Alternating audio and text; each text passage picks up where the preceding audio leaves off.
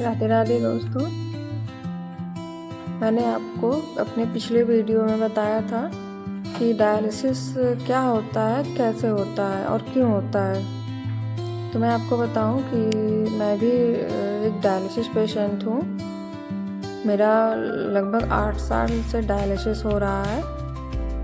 Dialysis एक तरीके से आर्टिफिशियल किडनी मानिए आप उसको।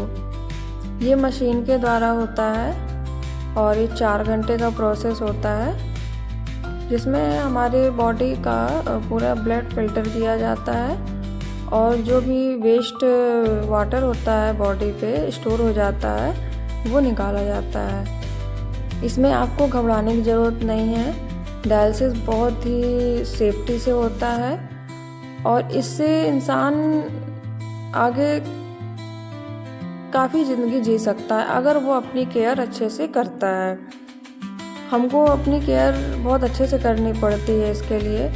मेरा 8 साल से डायलिसिस चल रहा है लोगों को, लेकिन आपको पता होना चाहिए कि सबसे पहली बात ये है कि पता होना चाहिए कि डायलिसिस होता क्यों है। तो मैं आपको बताऊं कि जब हमारे बॉडी की किडनी डैमेज हो जाती है, ज़्यादातर दोनों किडनी एक साथ ही डैमेज होती है, बहुत रेयर है जो एक किडनी बस डैमेज हो।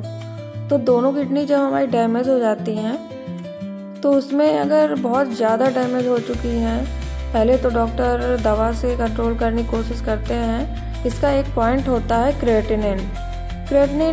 नॉर्मल जो रेंज होती है क्रिएटिनिन की वो 0.5 से 1.5 तक होती है, लेकिन अगर ये हमारी इससे ज़्यादा बढ़ने लगे ये पॉइंट तो किडनी को डैमेज धीरे धीरे माना जाता है।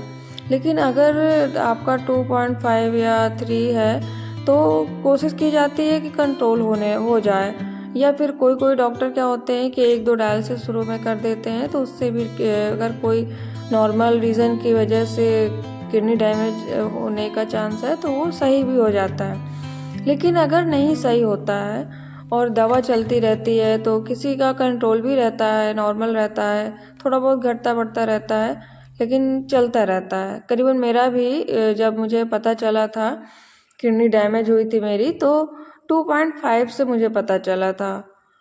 तो पहले तो नहीं समझ में आया कि क्या हुआ। 15 दिन लगभग मैं सर दर्द की वजह से परेशान रही। मेरा बीपी बहुत बढ़ा हुआ था। तो जब बीपी कंट्रोल करने के लिए दवा खाते रहे, सर दर्द कंट्रोल करने की दवा खाते रहे, लेकिन फिर भी कुछ समझ में नहीं आ रहा था कि क्या हो रहा है और सही भी नहीं हो रहा था दवा से। तो फिर दोबारा टेस्ट हुआ, दोबारा अल्ट्रासाउंड वगैरह हुआ।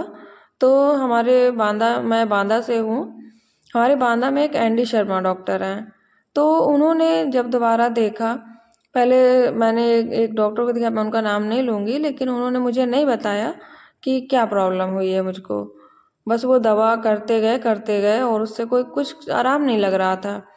तो फिर एनडी शर्मा डॉक्टर को दिखाया तो उन्होंने बता दिया कि आपकी दोनों किडनी डैमेज हो चुकी हैं, आप इनको कानपुर दिखाइए या फिर पीजीआई दिखाइए। तो पहले हम रीजेंसी गए दिखाने, तो वहाँ भी यही बोले कि किडनी इनकी सीकेडी किडनी हो चुका है, मतलब क्रोनिक किडनी डिसीज़ हो चुकी है इनको, और इनकी किडनी बहुत ज़्यादा डैमेज हो गई है। उनको बहुत सेफ्टी से देखना सुनना पड़ेगा और इलाज इनका कराना पड़ेगा, या फिर आगे चल के ट्रांसप्लांट होगा। तो दोस्त, मतलब समझ में नहीं आ रहा था कि क्या हो गया। आगे की जानकारी मैं अपने अगले वीडियो पे दूंगी। तब तक आप इस वीडियो को देखें और आगे शेयर करते रहें ताकि इसकी जानकारी ज़्यादा से ज़्यादा लोगों को मिले।